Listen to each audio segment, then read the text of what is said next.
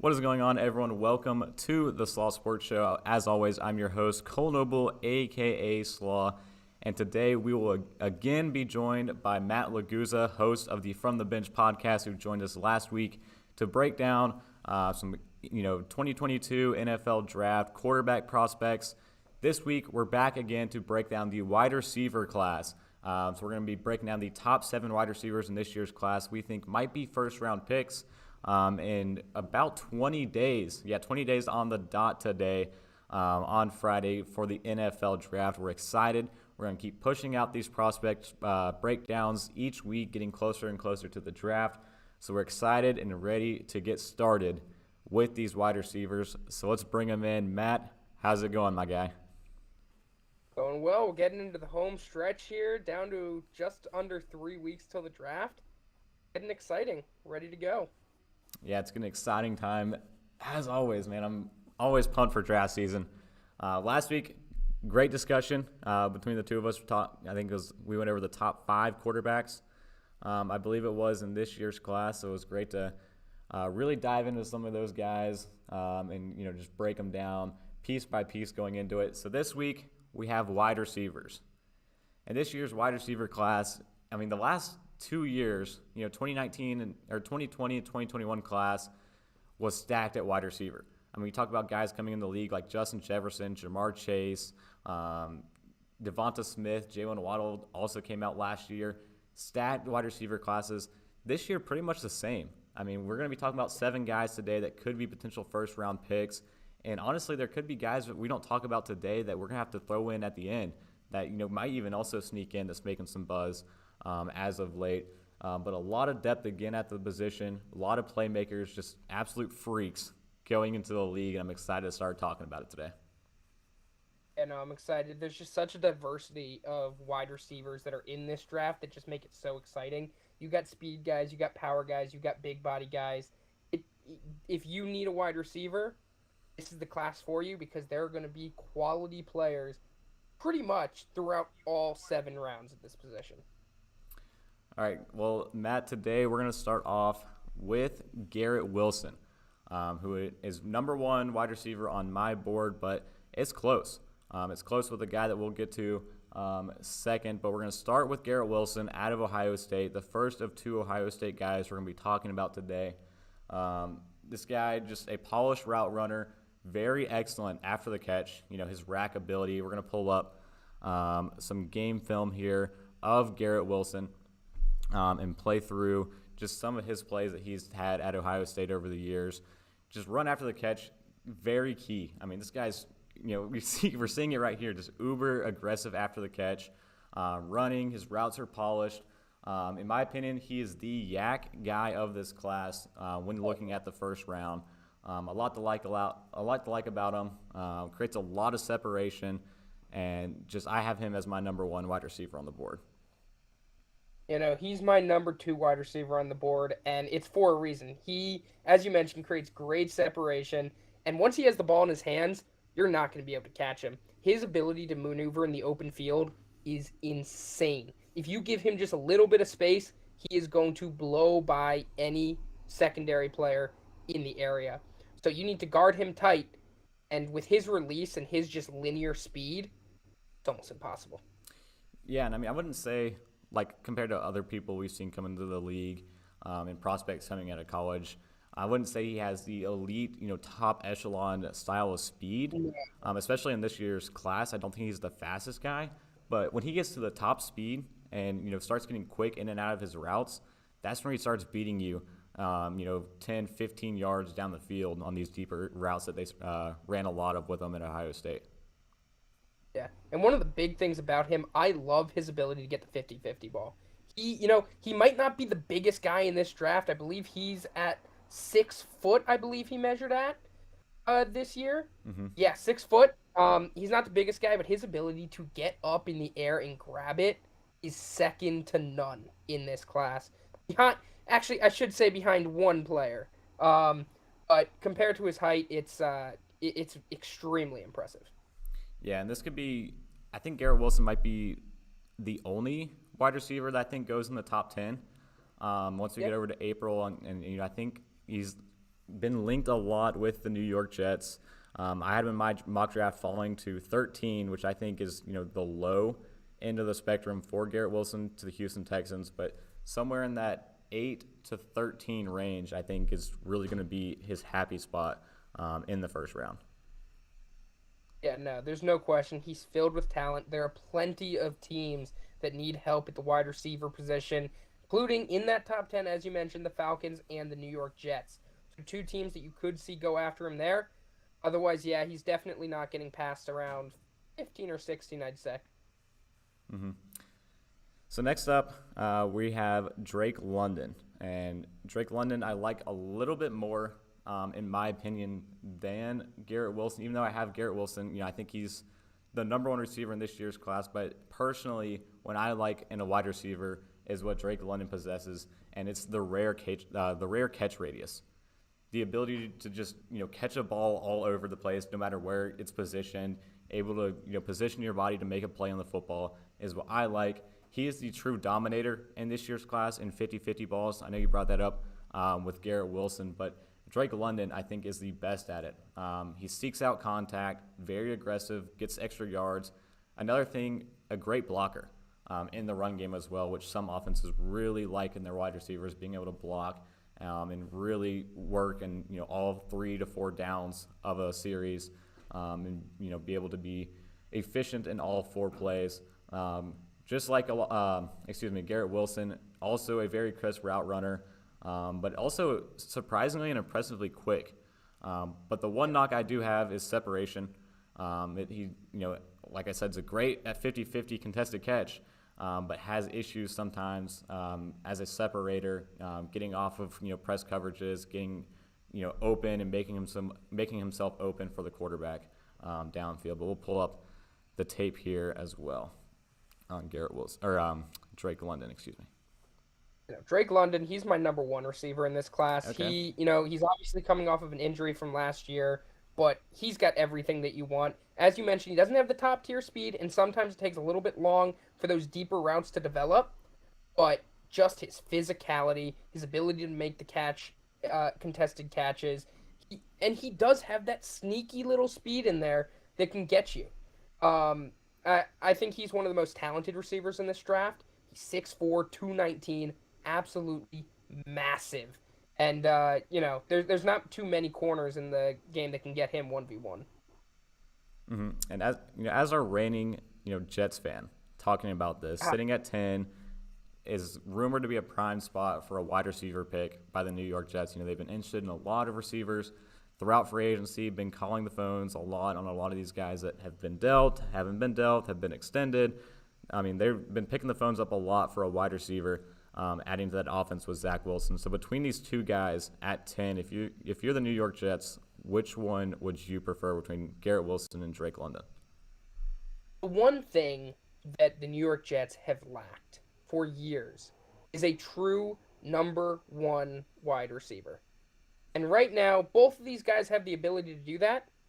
There's only one guy that has the domination and the speed to be able to complete the Jets' wide receiving core, and that is Garrett Wilson. Mm-hmm. I think Corey Davis is not at the same level, but a similar comparison to Drake London than to a Garrett Wilson. And I think to diversify that receiving room, Garrett Wilson is the kind of guy you need. Obviously, there are 3 guys, in my opinion, that could fall there. It would be Garrett Wilson, Drake London, or Treylon Burks, who we're going to get to next, I believe. So it'll be interesting to see, first, if any of them are off the board by the time the Jets get to the number 10 pick, and 2, if they're all there, who they decide to go with, because I could really give reasons for all 3 of them to be drafted at that position. Yeah, I like both guys equally as well, between London and Wilson, and I think I agree with you. I'm still not completely sold on the Jets going with a receiver at 10. That's why my mock I didn't have a Garrett Wilson there, and I had him falling to the Houston Texans. But I'm starting to lean more towards it. The way they've been so aggressive in targeting the position, I think once I get around to my 3.0 mock, I might have one of these guys going at 10. to the New York Jets. I think Joe Douglas is really interested in getting a top-tier, guy on his offense that can be the true number one, like you were discussing. But Drake London, just real quick, we'll pull it back up to finish out the rest of it. Just on the tape, the real thing that pops out to me is, we'll see if we can get to some of these plays I'm thinking about, is the toughness with these contested catches. There we have just a wide open catch there. All the separation haters out there in the zone coverage, but yeah, a play like this, breaking off a guy, going down, breaking through another guy, and just running through another one. These type of plays really pop out for me for for Drake London. The aggressiveness he has, being able to high point a football like we saw there, and come down with a great catch, are really the things I like to see on film, looking at a guy of how they're going to translate, because it's easy to separate in college, and that's separation's a hard thing really to look at and see how that's going to translate in the NFL, because a lot of these wide open plays that some of these guys have aren't going to happen in the National Football League. You need to be able to win with a guy draped all over you, and be dominant enough to make the catch in a lot of traffic and high pressure situations where a play like that, Drake London's able to do so. So that's what I like about the guy going into it, compared to some of the other guys where you can make a strong argument for him being the top pass catcher in this year's class. And I think you mentioned, he doesn't have the ability to separate off the bat. He's a smart player. He has got high football IQ, and I think that's what really separates him from some of these other receivers in that class, because the play that you were talking about where he made himself open.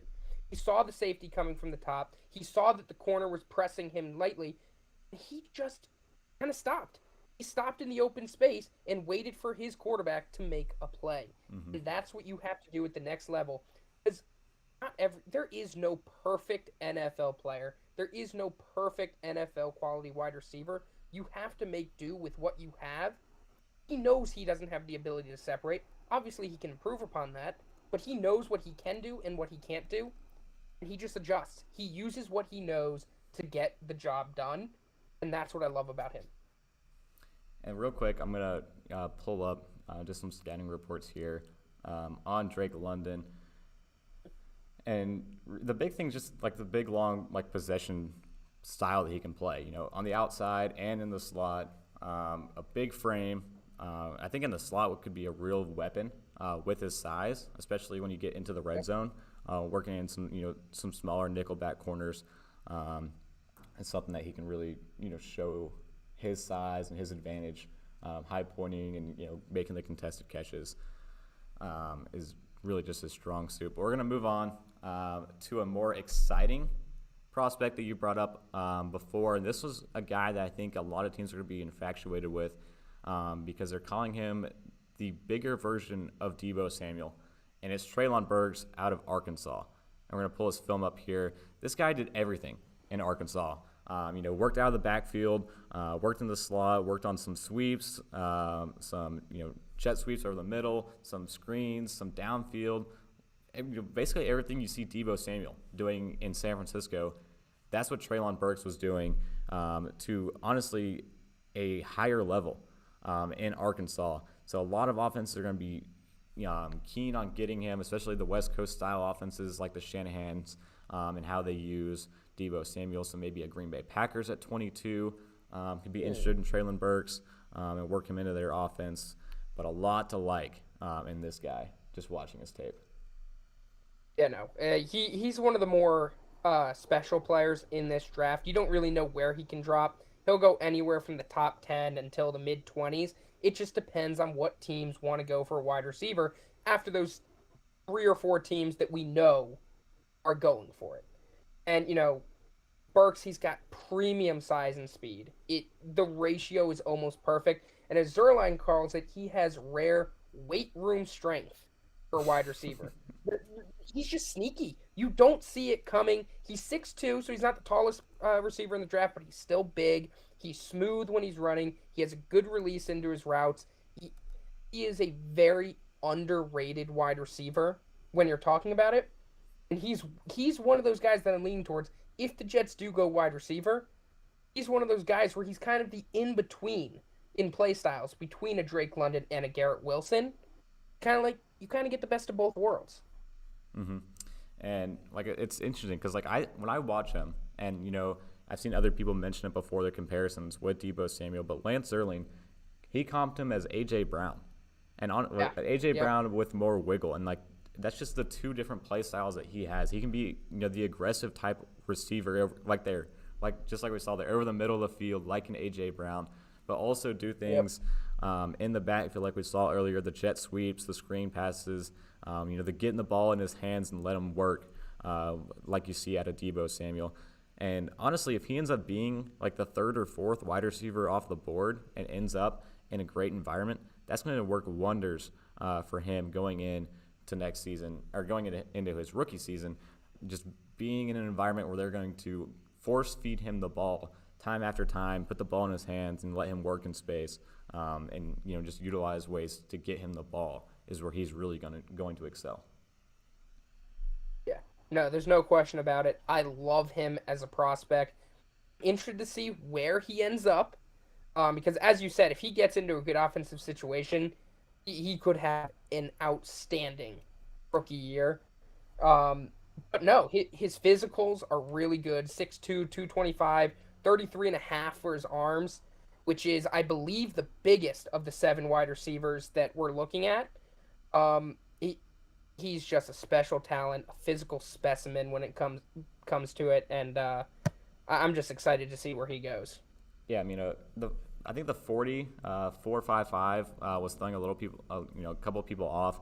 I think it was slower than they thought it was going to be at the combine, but 33 on the vertical, 122 on the broad jump, and honestly, the 40 time. Watch some of these highlights. Watch him on the field. He's running a lot faster on the field than a 4.55. And when teams get into their war room and start checking out some of these games on Treylon Burks, they're going to realize that and not take too much into account. That play like that was a busted play. Almost dropped the ball, and he was able to break off a guy and turn it into a first down out of the backfield. And here's another one on a nice little bubble swing pass out of the backfield as well. So many ways to use this guy. A lot to like about him. I love him. I think he's going to be a great fit in a West Coast style offense, and I just hope he's there at 22 for my Green Bay Packers. That would be a dream come true for you. Yeah. Losing Devontae, getting Burks. Yeah, and that's part of the process of replacing a Devontae Adams in your offense could be a first step in a guy like Treylon Burks. So next up, we're going to move into who might be the fastest guy in the class, and honestly, bearing injury from the national championship game, could have been the first wide receiver drafted, and I think might be the best wide receiver in this year's class if he proves that he can recover fully and get back to his top-tier speed that he had at Alabama, and it's Jameson Williams. So we're going to pull the tape up here. Jameson Williams, fast guy, freakishly fast, tall, explosive after the catch. Another guy where you just kind of put the ball in his hands and he can destroy the defense with his speed like we see right here on this play. Just outright running through everybody on all levels of the defense. Sudden, fast, insane second gear top speed at the top of his routes, but also has able to, get in and out of breaks, as a, route running specialist as well. And just the next Alabama guy we're going to see going into the first round. You want to talk about a king of separation? Jameson Williams. If you're a corner, have fun keeping up with him. You always need a safety over top looking out for him because he is going to beat you. He has a great release. He's quick. As you said, he's got one of the best second gear speeds there is. If he didn't tear his ACL, I think I'd have him a shoe-in as the number 1 wide receiver in this class, just with what he was able to do in college, his physicals. Now, he is a little lanky, a little lean, but as we've seen with Devonta Smith, he's an Alabama wide receiver. It shouldn't be a problem with his speed. It would be nice to see him gain a little bit of weight, a little bit of muscle. But as of right now, even though he's probably the wide receiver 4, maybe the wide receiver 5 in this class, talent-wise, there's no doubting it. He's top 2. Yeah, I mean, he definitely embodies like everything that comes out of Alabama at the wide receiver position. I mean, you see it. The two last year that came out in the first round, Devonta Smith and Jalen Waddle, speed and separating were their two traits for both guys, and it's the same thing we see here out of Jameson Williams going into this year's first round. And hopefully, like from what I've seen and what I've read about him, he seems to be on track, coming back well on his way to being ready for training camp, recovering from that torn ACL. So if he's ready to go, I think a team's going to try to get him really early in the teens, and I don't think he falls past 16 or 17 in this year's class. If he's at 17, the LA Chargers have to take him if he's there at 17, in my opinion. I don't see how they could pass him up if he's on the board, but just an explosive guy with the ball in his hands and, route running, explosiveness, a lot to like here. Yeah, no, there's no question about it. He's one of the most talented players in this class. I think anybody's going to be lucky to have him because, as you know, ACL tear, he's going to drop. That's what happens when players get injured. And, I don't think he's going to go anywhere before 15. I think late teens, early 20s is where he's going to end up falling, just because of how talented this class is. A lot of teams are high on Burks. A lot of teams are high on Wilson. I love the Drake London to the Eagles fit. So, I mean, that 14 is I just don't see him going in there yet. I could see a Saints possibly if they don't end up going quarterback there. There's just a lot of different opportunities, but more like later in the first round for him. Mm-hmm. I think after Jameson Williams, I think is where the fall off is. I know a lot of teams have different grades on Treylon Burks and where he can end up. But I think this is the top tier. It's confusing to me because I think this is the A tier, but I think there's a lowercase a tier that is Chris Olave, who we're going to bring up next. And Chris Olave, the second wide receiver we have in this year's class out of Ohio State, he's great. Phenomenal, filthy route runner. So smooth, running routes and getting into space. Insane foot quickness. Perfect, vertical passing game wide receiver that you're going to need. And, the Packers have been linked to him, just replacing the vertical threat that's missing from Devontae Adams and Marquez Valdez-Scantling. But a lot of teams would be interested in the vertical threat that he has. The Saints, now armed with 2 first-round picks, could be in the market for Chris Olave to add a vertical threat to that offense alongside Michael Thomas. But this guy has a little bit of some issues, has some strength issues, a little bit of some drop issues he had on the tape. But we're going to bring up here just some of the special plays this guy was able to make at Ohio State alongside Garrett Wilson. I mean, yeah, Chris Olave at one point was thought of as possibly the number 1 receiver in this draft at one point. Based on 40 times at the Combine, he was the 3rd fastest on the list that we have going through today behind his former teammate Garrett Wilson and Christian Watson, who we'll get to later. But he is so talented as a wide receiver. It is really impressive that a receiver of his quality is considered the number 5 receiver in this class. It just shows how much depth there is. No, he's got great size. He's got great speed. You can use him in a lot of different facets. Very similar to Treylon Burks in the fact. And it'll be interesting to see where he ends up falling because for the longest time, I had him going to the Saints. When they had it, I thought they needed a wide receiver. They need to do what it is because Michael Thomas is so inconsistent getting on the field. Obviously, with 2 first-round picks, it's definitely still a possibility that he goes there. But no, I could definitely see him going to a Saints or a Packers. Those would probably be my top 2 choices for him if I was making a mock draft right now. So, yeah, it'll be interesting. A lot of teams will be looking at him later in the first round. Yeah, and the way I see it shaking out with some of these wide receivers, I think once one gets off the board, teams are going to be jumping, and it's going to just create a waterfall of a run to make sure they get some of these top guys. So, honestly, I think if that happens, I don't see Olave even making it to 22 to the Green Bay Packers, which is unfortunate for me because I really like this guy and what he can bring to an offense. It's going to be like tight end in fantasy football. Yeah. Once one goes, I'll go. Yeah, exactly. But I definitely think Chris Olave can fall into that mix where, the Saints with one of their 2 first-round picks start seeing a run at wide receiver and, decide, hey, we need to get our guy, either with this first pick or once we come back around, we need to, lock it in here and now before somebody else snatches him if he starts to fall. But I like Olave a lot. There's, just some things that were nitpicky I saw on his tape, but, not anything too critical, to try to, push him out of the first round or anything. He's still easily locked in as the number 5 receiver in this year's class, and previous classes could be anywhere to, a top 3 wide receiver in the class. And again, that's what you mentioned earlier, just speaks to the depth, the top-heavy depth in this year's class that we're seeing more and more coming into the National Football League. This guy can easily be a highlight reel player, getting him the ball, getting him in space, the same way, but more of the downfield threat in the the vertical passing game that he'll bring to an offense is the big thing going his way.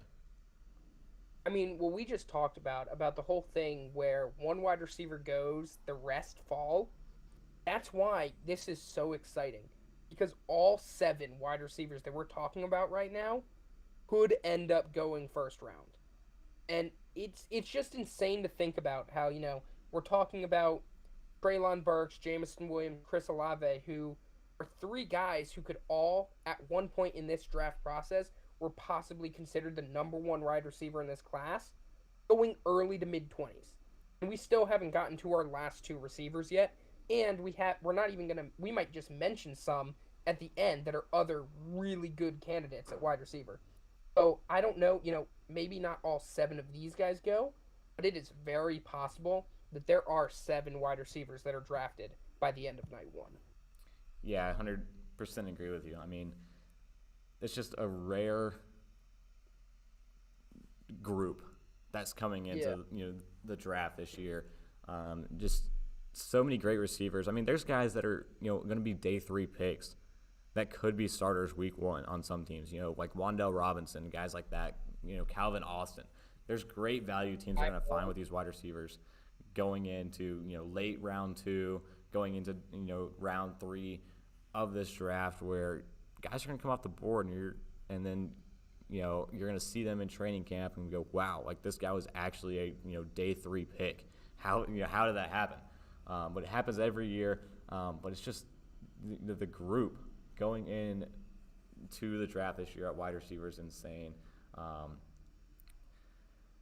So we're now going to switch it up and go to our 6th receiver. I think wide receiver 6 we might have swapped of like who our ranking is, of who your wide receiver 6 is and who my wide receiver 6 is. But we're going to start with a North Dakota State guy and Christian Watson. And this is a guy where I've seen so many different things about him and his projection.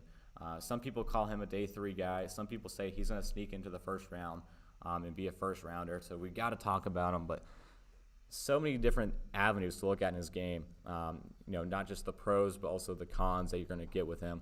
And the big thing is the level of competition coming out of the FCS. That's something that he's really going to have to adjust to. Going back to his time last year with Trey Lance, and even this year without Trey Lance, he was great. Insane combination of just height, size, and speed that is so rare in this league. You talked about his 40 time a little bit earlier, mentioned it, but a guy who's a little bit fluid.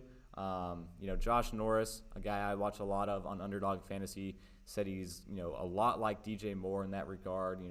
The fluid roundedness in his routes, not being as tight with it, and clean and on the cuts.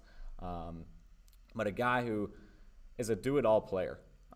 Reminds me a little bit of an Alan Lazard in that aspect of you can task him with doing anything, working in the slot, working in the screen game, working downfield as a downfield threat, blocking in the run game, mixing in on special teams is his big thing as well. Being a kick returner, multiple kickoff return touchdowns at North Dakota State. This guy can be a weapon if you utilize him the right way, and I like him personally. But there is a lot of people who aren't quite as high on Christian Watson. I actually thought you were going to go Jahan Dotson at 6. I love Christian Watson. The kid is an absolute stud. Out of this group, he's the fastest, he's the tallest, he's got the biggest hands of them.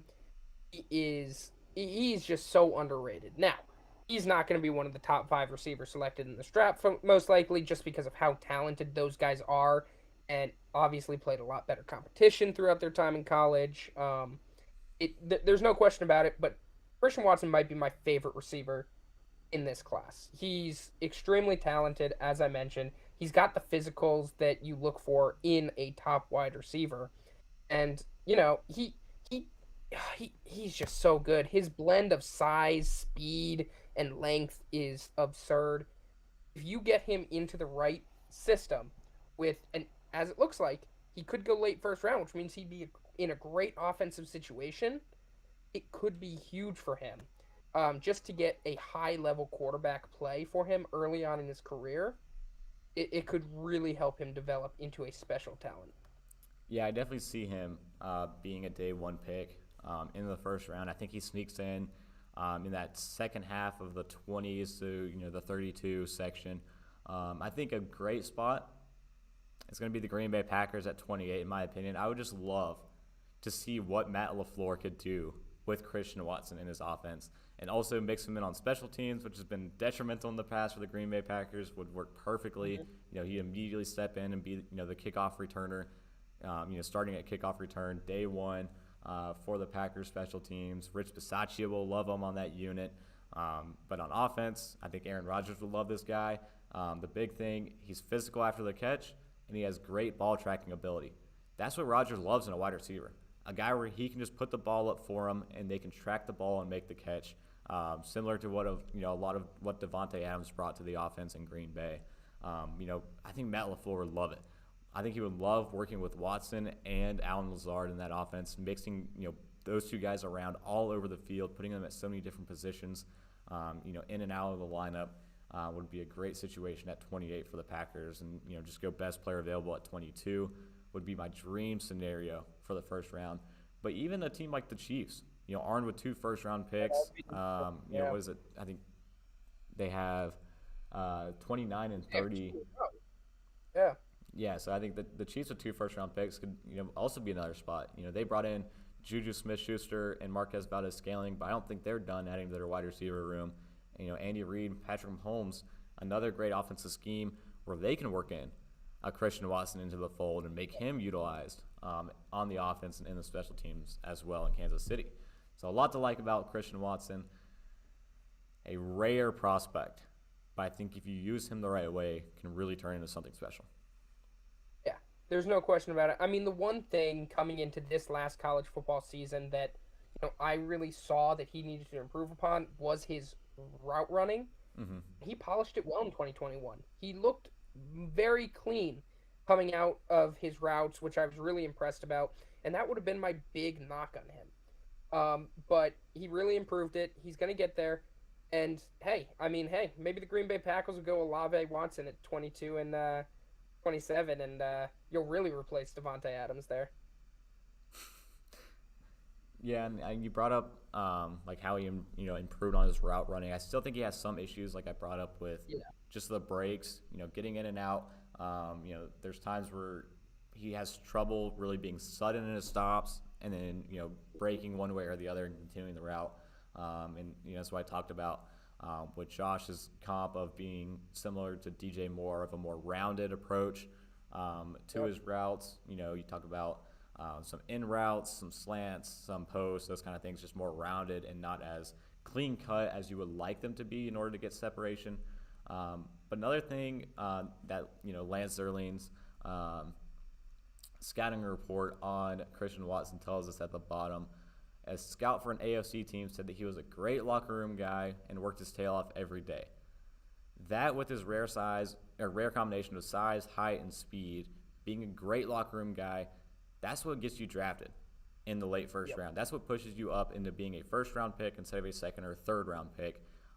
Is that kind of commitment, that kind of trust in a guy and love and what he can bring to your team outside of just on the field. But, in the locker room, a team player type of guy is what I like a lot in Christian Watson. I'm excited for him, and he deserves to be a first-round pick, and I think whoever gets him is going to be very, very happy with their selection.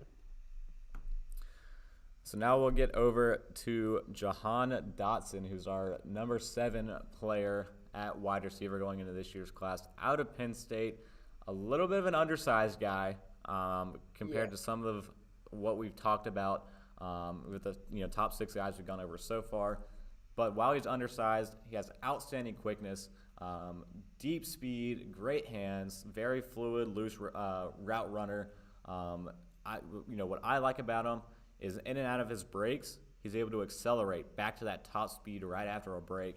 And also, like I talked about with Christian Watson, being able to beautifully track down a ball. That's what Jahan Dotson brings to his offense. And after the catch, great elusiveness, great speed. Overall, just a little bit of an undersized guy where I think he really might be placed in the slot, and it's going to be hard to make him work anywhere else on the offense.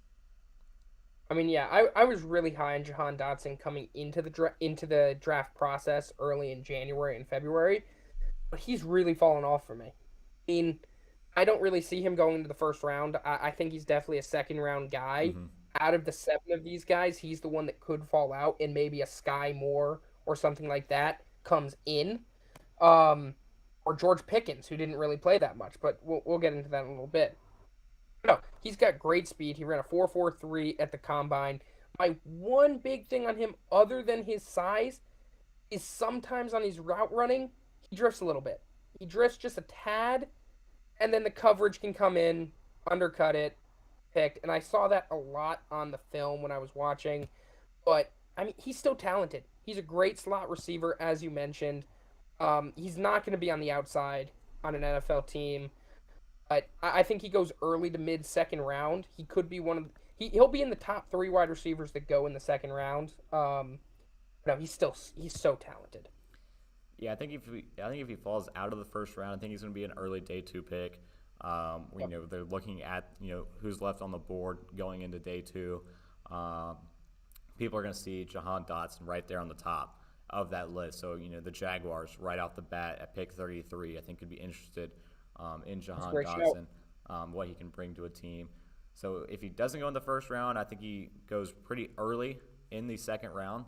But like you said, it's going to be a little bit difficult to see him try to squeak in there late in the first. I had him my first mock draft, I had him going in the first round to Tampa Bay, if I remember correctly, which would be a good spot for him. That's a void that they've still have a little bit.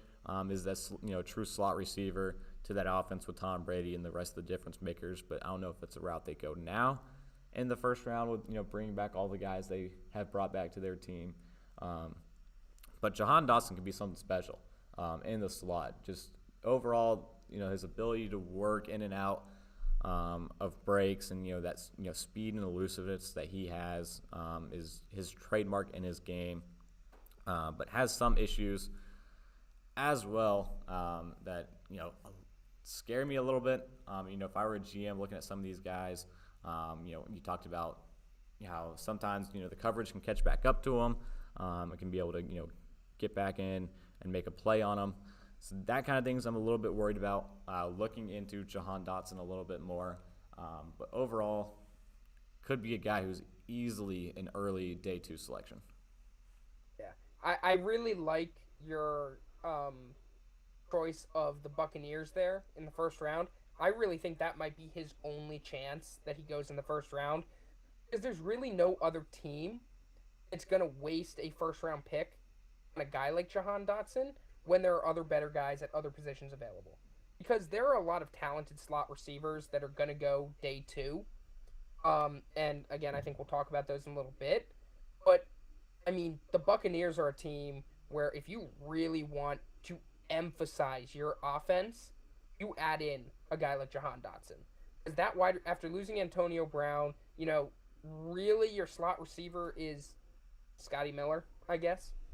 I mean, Jahan Dotson is a much more talented slot receiver than Miller would be, and just teaming him up with Gronk, Goodwin, and Mike Evans, that would be a scary receiving core. So that wraps up our top seven with Jahan Dotson, but there's still two other guys, not even in our top seven we just mentioned, who still are getting a lot of buzz as of late, and a guy you mentioned earlier to start off, and a guy who was in Josh Norris's mock draft going to the Saints very early in the draft was Skye Moore out of Western Michigan. And, I mean, Josh Norris had the all-time record last year for the most accurate mock draft, so you got to listen to what the guy says a little bit. So what do you see out of Skye Moore as potentially being a sneaky first-round prospect at wide receiver this year? I really like Skye Moore. He's kind of one of those underrated guys. He's got good speed, he's got great hands, and he's able to produce. And that's one of the things I like about him so much is he's going to be reliable for a lot of quarterbacks in the league. He may not be the most talented, he may not be the biggest, he may not be the most well known, but he's going to be reliable for you, and he's always going to be there. I really like him as an early to mid second round guy. I don't think he sneaks into the first round like Josh, but hey, you never know. I'll trust that guy with my life if it comes to mock drafts. And especially with the Saints, you never know who they go with. But no, he's a really talented receiver. Mm-hmm. There's a lot to like about him. He could be a guy that sneaks in, but a guy that I'm seeing a lot of buzz about, especially this week. And again, it's Packers Twitter that I follow a lot of, and they jump from guy to guy every other week, it seems like. But this week has all been about George Pickens out of wide receiver and how good of a fit he could be on the Green Bay Packers. Brian Gutekunst loves guys with strong RAS scores, guys that are on the younger side. I think the average is like around 21 for all of his, round one and round two draft picks have been, 21 years of age or younger with, a 9.3 or higher RAS score. And that all points to George Pickens. And last year, it was a little bit of a surprise. I mean, you remember my reaction when the Packers took Eric Stokes out of Georgia last year. Yes, I do. But when they took him out of Georgia, a little bit of a surprise, but it fit the mold. It fit the type that Brian looks for in his prospects in the first two rounds. And just like Eric Stokes last year, George Pickens this year out of Georgia again fits that mold where the Packers might make a move for him in the first round if they truly like this guy and what he can bring to the Packers offense. So Pickens, another one to look out for that has came out and got a lot of buzz as of late in the last week or so, being a sneaky first-round prospect. And honestly, George Pickens tore his ACL back last spring, missed all of his last season at Georgia during their national championship run. If he doesn't tear his ACL, I think he's a lock as a first-round guy this year. I think if he had another year to put everything together and really showcase himself in that final year at Georgia, he could have proved himself to being one of these first-round guys. And I think that teams might consider that and really believe in that and what he can do when fully healthy to say, hey, at full health, this guy might be a first-round prospect. And they might justify it well enough to take him in the first round. So George Pickens, another one to consider being a first-round pick, makes it 9 wide receivers we've talked about today that could potentially be first-round guys. I really like the George Pickens pick. He was one of the guys where going into the season, I was really high on him. Like if he didn't tear his ACL, I was watching him. He's a year out from tearing his ACL. He ran a 4.47 in the combine. He's quick. He's 6'3". He's 195, 32 3/8 for his arm, which is one of the biggest of the 9 that we've talked about. The one thing that's a little concerning, 8 3/4 for his hand size. But I mean, he's so talented.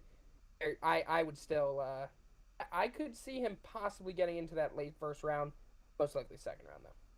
Yeah, this would be a guy where if the Packers, if we're sitting here on draft night, if the Packers take George Pickens in the late first round, I wouldn't be against it. I would be for it, in my opinion. And, it wouldn't be much of a surprise to me. While I prefer Christian Watson, I do think Pickens would be a great player. The Packers could add at wide receiver and really help fill that hole left by Devontae Adams in that offense. Yep. And the other thing, I would love to get out to training camp and see him and Eric Stokes battle again. If you want to watch some great tape, go back and watch the practice battles between George Pickens and Eric Stokes at Georgia. They are just great one-on-one tape to look at. Two guys just going at it side by side. I would love to see that happen again in Green Bay. The two just going at it every single week at practice would be phenomenal to watch as a Packers fan. That's so exciting. Seeing two guys that back-to-back years you draft them out of the same school. It would be huge for the Packers. Obviously, there are some guys that, based on reports, injury status, stuff like that you want to go after first. If you decide to go this route, it's not a bad one to take. Take the road less traveled by. Go for it. Maybe it'll work out for you. All right, so I think we've covered our receivers in the fastest way possible, it seems like. But film breakdown, looking at these guys, getting a good close look at them throughout this week has been a lot of fun. The talent going into the league again at wide receiver is insane. And something also that to keep in mind with, thinking about the number of wide receivers that are going to go in the first round, look at the wide receivers being dealt and look at the wide receivers who are not getting, these second, contracts after their rookie deals. I mean, a guy right now that's making a lot of buzz is Deebo Samuel, taking off all the 49-year stuff off his Instagram. He's in a battle right now with his contract situation in San Francisco. People are, GMs and, people trying to manage the salary cap. Eventually, they're going to start raising questions about paying $20, $25, even $30 million to these wide receivers in the next few years. And the market just has exploded, especially this year for wide receivers, where they kind of just, a lot of teams are just going to say, you know what, we're just going to get a guy on a rookie deal that we don't have to pay for 4 to 5 years, and we can get him here in the first round and get him on a first-round contract where you can, eventually use a fifth-year option on him. Or maybe a franchise tag after 4 years. That's going to be a lot cheaper than paying some of these stars in the league this year. So I think that's why we're going to see a big run happen on wide receivers. Once one goes, I think the rest are going to quickly follow throughout the rest of the draft board as the first round shakes up. I mean, it's just been it's been crazy. Every single position, the price has just risen. Like crazy. And this is what happens when you spend $500 million on a quarterback in Patrick Mahomes. Patrick Mahomes gets paid. Josh Allen gets paid a lot. Russell Wilson gets paid a lot. Rodgers gets paid a lot. Guess what? The other positional players are going to want to get paid more because they know their worth. Now, if quarterback price per year goes up, wide receiver price per year is going up. There's this thing called a salary cap here, guys. You can't spend unlimited amount of money. That's not how it works. It doesn't grow on trees. So I think organizations over the next 10 years are going to start realizing this and be like, wait a minute, we can't do this anymore, or something is going to need to change in the system. Because the way things are going, players are going to ask for more and more money, because as it's going along, there is more and more talent coming through, which means there's always going to be a better player that thinks they are better than the others. If the price keeps climbing up, it's going to get to a point where you just can't do it anymore. So, over the next couple years, you're definitely going to see a trend where positions like wide receiver, you're going to start getting tons of rookies selected in the draft. They're going to get tons of playing time because teams are just not going to be able to afford to pay their star players. So, eventually, maybe this will die down in the next decade, but over the next 3 to 5 years, just wait for these guys to pump out in the first and second rounds. Yeah, for sure. I mean, the market's just blowing up. It's more beneficial for GMs and for teams to, get these guys when you can get them cheap and when you can get them at their highest level. And that's what's making these guys very highly touted going into the draft this year. And I think there's going to be a lot of moves, especially in the second round, where teams are going to be trying to trade up to get a wide receiver. I mean, teams like the Chicago Bears, who are bone thin at wide receiver, outside of Darnell Mooney, they are in desperate need of a wide receiver with no first-round picks. They could be a team that tries to make a move to move up in the second round if one of these guys falls into day 2 to get a guy. So the market's rich for them, and I think the asking price is going to go up in the late first round, in the early second round, to move up and grab whichever one of these guys ends up falling. Yeah, no question about it. Everything is getting more and more expensive at these skill positions. It's exciting for us to watch. Not be exciting for GMs, but I mean, hey, it's interesting. Good television. Well, all right, Matt, that I think wraps up our wide receiver talk for this week. Next week, we'll be back again for another positional prospect breakdown, and we are going to be going over offensive linemen. So we're talking about the hogs and the big boys next week, which should be exciting. A lot of talent to talk about, and a lot of big guys who have been placed all over the draft boards in the first round. Might be a little bit of a shorter episode next week, depending on how much we get into some of these big guys.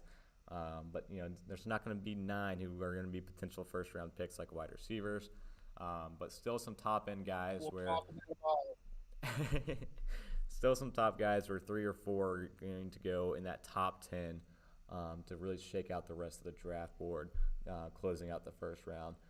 So I appreciate you as always for joining. Glad we could break down some of these guys. I'll see you next week, same time, 1 o'clock Pacific time, 4 o'clock Eastern time, or late at night over in overseas where Guza is at London joining us live. So thank you, Guza. Have a good one. We'll see you next week. Hey, buddy. All right, so that wraps up our wide receiver talk for this week. Thank you all for listening. Thank you all for checking out and stopping by. Hope you guys enjoyed. If you missed any part of today's episode, it will be posted on the podcast at The Saul Sports Show. Anywhere you get a podcast, Apple Podcasts, Google Podcasts, or watch it back after the episode will be posted live on YouTube as well to check out some of the film we showcased today on these wide receivers. But thank you all for watching. Thank you all for tuning in. We'll see you next week on Friday to break down the offensive lineman class going into the 2022 NFL Draft. Thank you all for listening. Thank you all for watching. And until